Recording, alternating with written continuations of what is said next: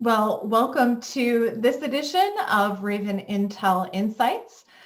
Today, I am so glad to be joined by Paula McKeown, who is the Global Head of Professional Services for the Unit4 Practice at Agilyx Group. Paula, thank you so much for joining me. I'm excited about the conversation. You're welcome. Thank you for having me. Maybe can you start off by telling our visitors a little bit about you and the role that you play at Agilex? Okay. So let me tell you a bit about myself, and my background. So the role that I play is actually a new role at Agilyx. I've held several roles over my 5 years. I joined as a principal consultant, but my current role is actually Global Head of Professional Services for the Unit4 Practice, a role, as I say, that I'm recently moved into. And in a nutshell, it means I'm responsible, obviously with the assistance of my team around the world, of course, for the quality of delivery for all of our Unit4 projects. I've worked with the Unit4 products for over 15 years. I actually started in finance roles when I left school, and was actually asked by one of my employers at the time to run payroll for them when the previous incumbent left the company. And I enjoyed it. So my career path kind of switched at that point. I spent many years working in HR payroll roles at various levels for various companies. And, I was lucky enough along the way to be responsible for the implementation of a new payroll system in my role as a payroll manager for a staffing company. And it piqued my interest in moving more into the implementation space. I was kind of at a point in my career where I wanted something different. So I moved and worked for a company called McKeown in the UK as an implementation consultant before then joining Unit4, initially in the UK. And at that time, they were known as Aggresso. I joined as a HR payroll consultant, moved into a team lead. And then just over about 10 years ago, I relocated with my family to work for Unit4 in Canada, and worked for Unit4 as a company for over 10 years in total. And then after a number of years working with them as an employee, I kind of wanted a bit of a change. So I left to work as an independent consultant, still working with the Unit4 product, until I received a message from Shelley about Agilyx. And obviously the rest is history. I then went to work for Agilyx. Fantastic.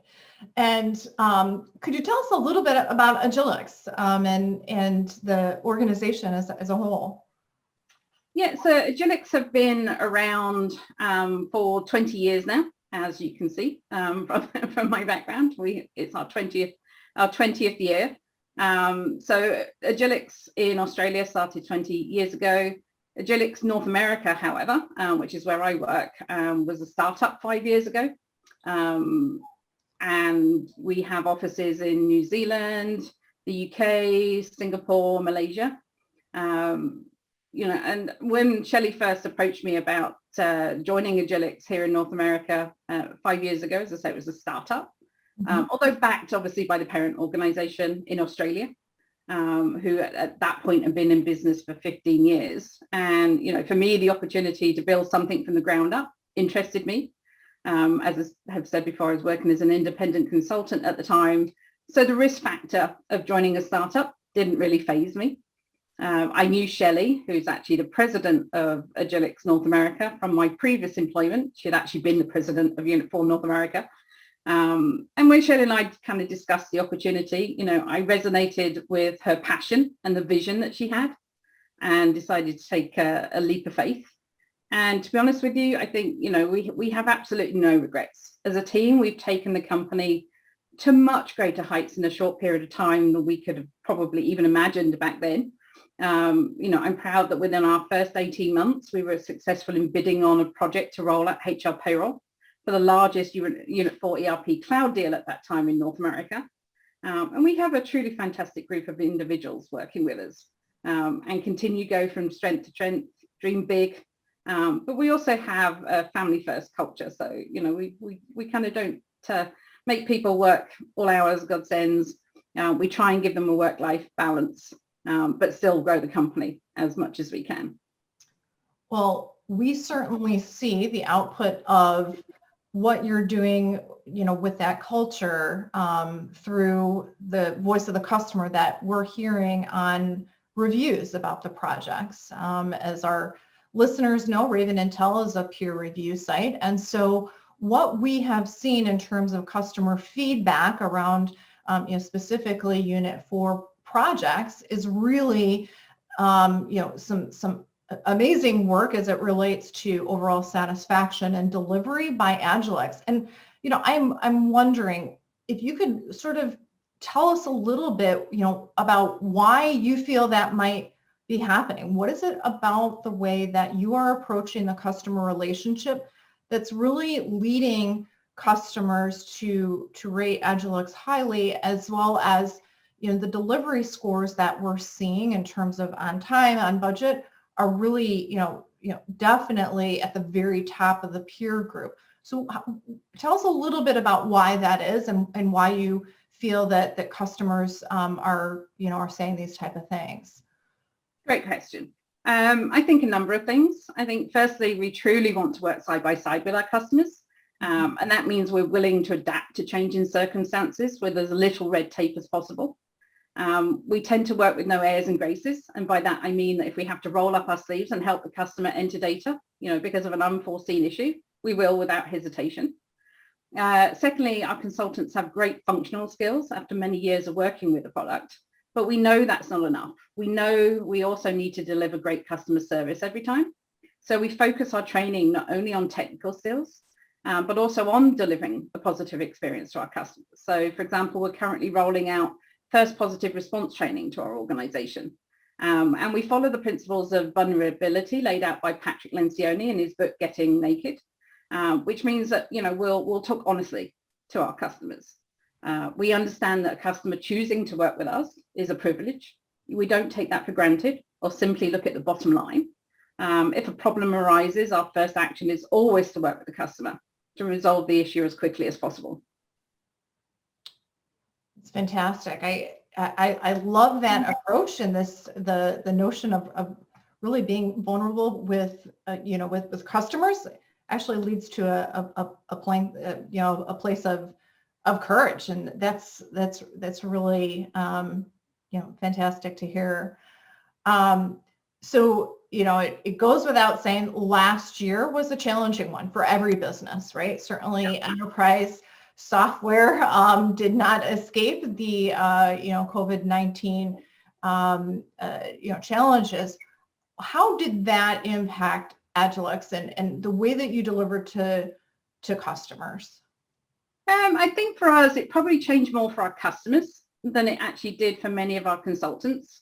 Our consultants are already familiar with some remote working.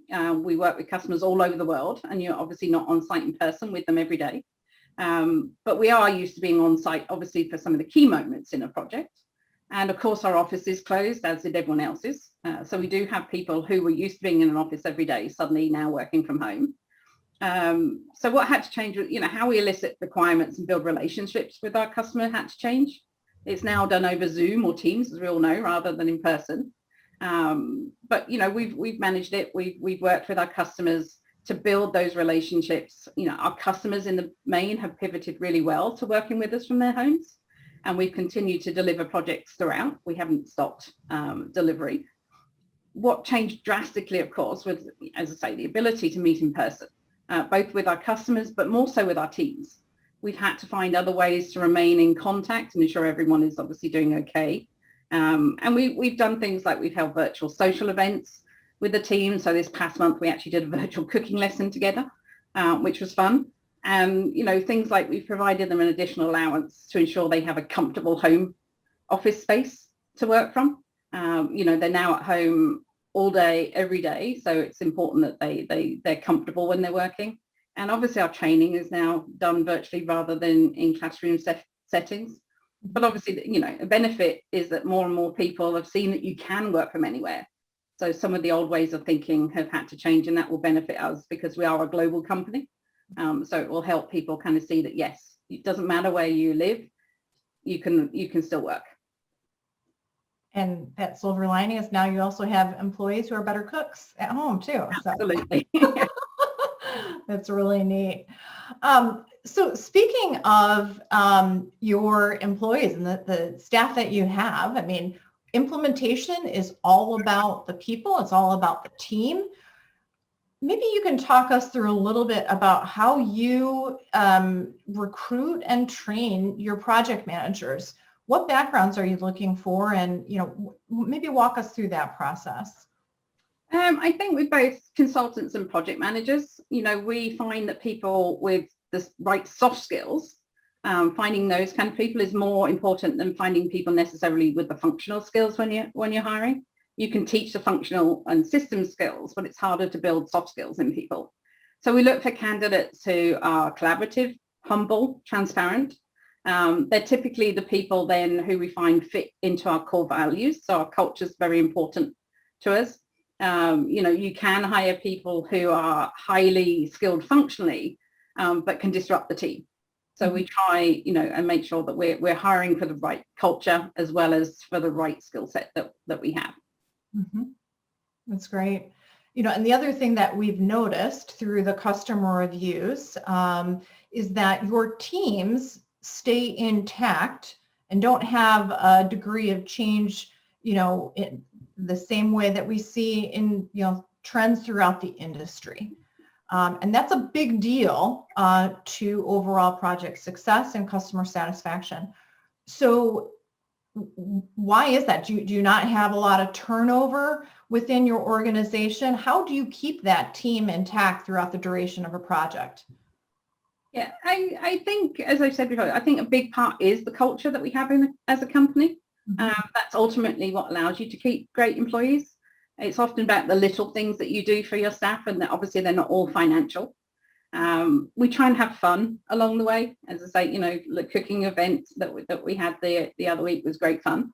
And if you actually look at our teams when they're working together, there's always a willingness to share information and help each other.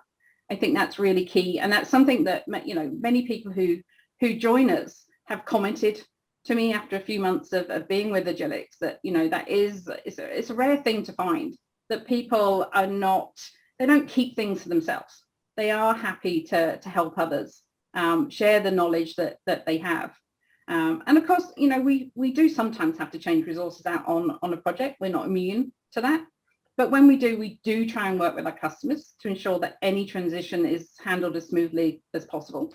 And sometimes we may have to put someone on who's also learning themselves. So again, we talk to our customers ahead of time if we know that's going to be the case, so that they work with us on that. It's a benefit on both sides usually. But yeah, we have a great team. We do have staff turnover, every company does. But we do find we've got a solid team, and that culture is a big part of that, I believe. I love the word that you used before. Transparency is something that you look for in the people that you hire, but it's a theme that I hear from customers really appreciating the work that you're doing, as well as Agilex as an organization is very transparent as well. And I think that really is leading to a solid relationship that we're observing with your customers, which is great to see. So, speaking of challenges, implementation in its nature is challenging, and there's going to be challenges that come up. How does the Agilex team respond to challenges when they do come up during an implementation? I think that the key thing that we do is we quickly assess the situation and we take appropriate action, as quickly as we can. It's about the first positive response and finding a resolution, not about sitting trying to blame people or, argue over things. It really is about finding that solution first. And we enable our teams to do so. So there's not a lot of red tape there. They are able to make some decisions on their own without necessarily always having to come for approval, which means we can move quickly in those situations. That's great. What would be some advice you would give to a customer, let's say a Unit4 customer who's searching for a partner? What should they be looking for? What questions should they be asking? I think there's probably three key things. I think, pick a partner who speaks your language. That's fairly important, I think. Look at their proven track record. So, for example, come to the Raven site and look to see how people have rated them in similar projects in the past. And also look for a close sign of relationship with the software vendor. I think that's really key. If that doesn't exist, there might be challenges along the way. We've always worked really closely with Unit4. Even in the days before they had like official partners in there, we've always worked very closely. Obviously, it's helped by the fact that many of our staff previously worked for Unit4, so we already had those relationships at various levels. Yeah, that certainly helps, that background.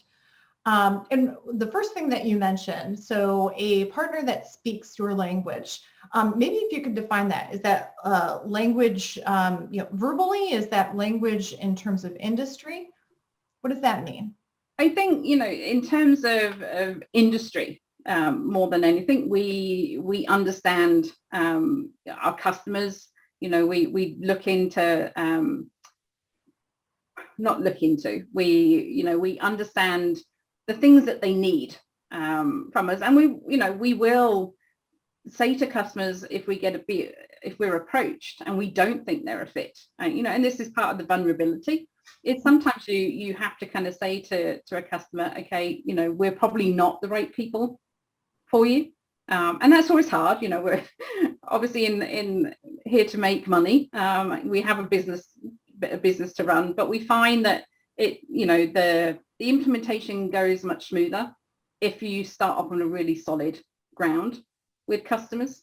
So yeah, don't be afraid to point to, and we can point them in the direction of someone who we think might be a better fit for them. And I love that term, fit. Something that, from a Raven standpoint, we want to make sure that customers find that right fit. It's not always going to be, there's not a prescriptive formula for every project. It depends on the scope and the industry and a lot of different factors. And I think, you hit on something that's so important for customers is, the right fit. And it's based on everything that you mentioned there in the past and in those three items. So that's great. So I guess the last question I'd like to end with is, where are you going in the next year? What are some of the goals that you have that you'd like to share? Okay. I think in the next year, we want to continue to grow our presence globally. My role as a global head is a recent role that we have. We've obviously always been a global company, but we've probably not necessarily made best use of that. So now that we have the focus that I'm overseeing our global resources, and we can obviously make use of them on projects across the world, much more than we have in the past necessarily. And as I said, COVID has obviously helped with that, because now in the past, some customers may have been a bit more hesitant about using people who are not on site all the time. Now it's much easier. But I think the key thing that, our goal for the coming year is to stay relevant in today's marketplace. It's changing. So it means constantly looking, what needs to change, and be willing and sometimes brave enough to actually do so. Mm-hmm. I love it. Willing and brave enough to adapt. I think that's so key. Is there anything else that you'd like to leave our audience with in terms of any final thoughts, either about Agilyx Group or about the partner selection process in general? I think, what would I want a customer to know about Agilyx? Obviously outside of the fact that globally we've been in business for 20 years, and I think I've mentioned on a number of occasions, we truly work with our customers as one team. I think a few things come to mind. Obviously, as an elite partner of Unit4, we actually have the largest and most experienced HR payroll team in North America, as well as highly skilled consultants around the world. And we've actually got over 200 years of Unit4 ERP experience amongst them. So, a very highly skilled team. In addition to implementation, we actually have a global development capability as well, and have actually worked directly with Unit4 on delivery of some of their localization products, through our capability in development. And it actually goes beyond Unit4 products and reaches into Salesforce as well. So, it's a wider scope than Unit4. And we also offer something that's fairly unique because we are global. We can offer 24/7 follow the sun support for our customers. I think I've said before, we've got consultants based in Australia, New Zealand, Canada, UK, Singapore, Malaysia, and we've actually got one currently located in Peru because of the travel restrictions implemented because of the pandemic. So we are truly global. Fantastic. Well, Paula, thank you so much for spending some time with me and with our visitors today. We are thrilled to have Agilex on Raven Intel. And for more information, I would encourage you to read the reviews from customers that really serve as proof to everything that Paula spoke about her business. So thank you again, and we'll talk again soon.